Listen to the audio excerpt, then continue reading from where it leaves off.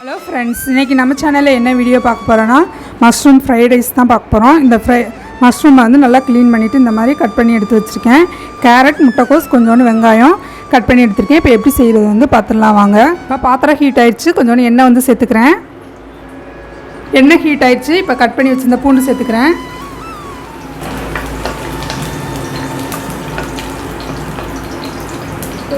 பூண்டு வதங்கினதுக்கப்புறமா வெங்காயம் சேர்த்துக்கிறேன்.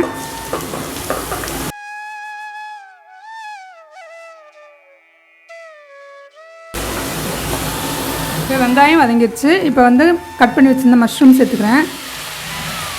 மஷ்ரூம்லேயே நல்லா தண்ணி விடும், அதனால் அந்த தண்ணியில் நல்லா வத்துற வரைக்கும் இதை நம்ம வதக்கி எடுத்துக்கலாம். இங்கே மஷ்ரூம்லேருந்து எவ்வளோ தண்ணி விட்டுருக்குன்னு தண்ணி நல்லா வற்றணும். வற்றினதுக்கப்புறமா மற்ற காய்கறிகள்லாம் நம்ம சேர்த்துக்கலாம். மஷ்ரூமில் தண்ணியெல்லாம் நல்லா வற்றிருச்சு. இப்போ முட்டைக்கோஸ் வந்து சேர்த்துக்கலாம்.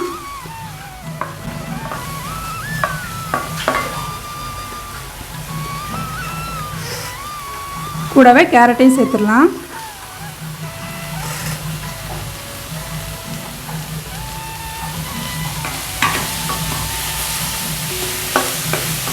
இது கூடவே பச்சை மிளகாய் இருந்தால் ஒரு பச்சை மிளகாய் வந்து சேர்த்துக்கலாம். குடமிளகா இருந்தால் குடமிளகாய் சேர்த்துக்கலாம்.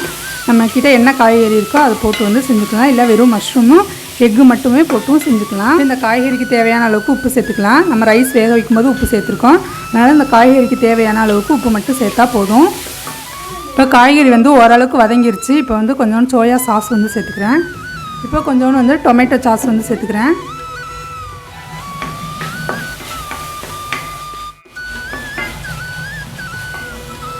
காய்கறிலாம் வதங்கிடுச்சு. இப்போ ஒரு முட்டை மட்டும் உடச்சி ஊற்றிக்கிறேன். முட்டை வேணான்னா முட்டையை ஸ்கிப் பண்ணிக்கலாம்.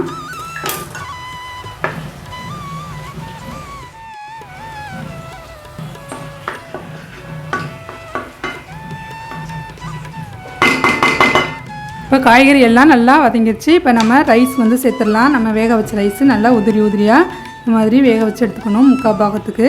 இப்போ இதை வந்து ரைஸ் சேர்த்துடலாம்.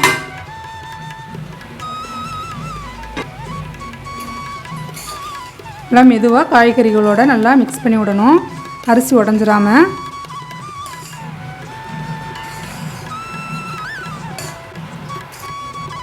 இப்போ ரைஸு காய்கறி எல்லாம் நல்லா மிக்ஸ் பண்ணியாச்சு. இப்போ லாஸ்ட்டாக வந்து மிளகுத்தூள் வந்து சேர்த்துக்கலாம், நம்ம காரத்துக்கு தகுந்த மாதிரி.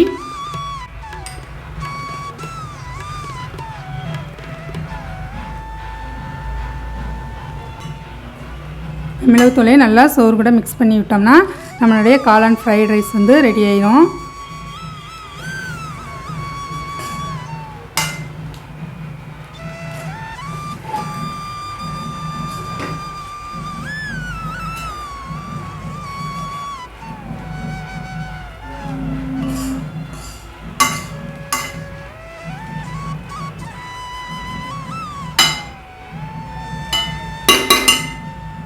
காளான் ஃப்ரைட் ரைஸ் வந்து தயாராகிடுச்சு. நீங்களும் உங்கள் வீட்டில் ட்ரை பண்ணி பாருங்கள். என்னோடய சேனல் உங்களுக்கு பிடிச்சிருந்துச்சுன்னா லைக் பண்ணுங்கள், சப்ஸ்கிரைப் பண்ணுங்கள், கூடவே பெல் ஐக்கானையும் கிளிக் பண்ணுங்கள். அப்போ நான் போடுற வீடியோ உங்களுக்கு உடனுக்குடன் நோட்டிஃபிகேஷனில் வரும். இப்போ நம்மளுடைய எம்மியான சூப்பர் டேஸ்டியான காளான் ஃப்ரைட் ரைஸ் வந்து தயாராகிடுச்சு.